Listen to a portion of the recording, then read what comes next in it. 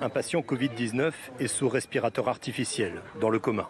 Dans ce service de réanimation, ces appareils rappellent à tout le monde que la maladie est encore virulente dans certains cas.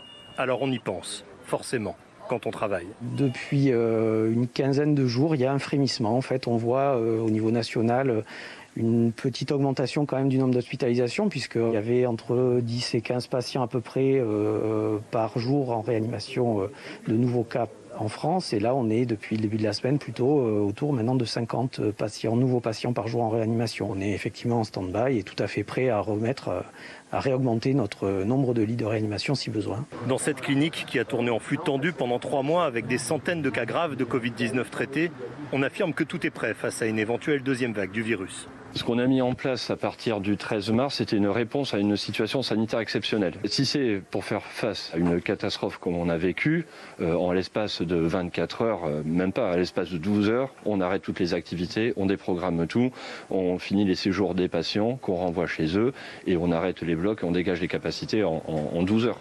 Ici, avec l'expérience du mois de mai, on peut en quelques heures seulement débloquer 2 services de réanimation complets, personnel et matériel, afin de faire face à une nouvelle vague d'arrivée de personnes touchées par la Covid-19.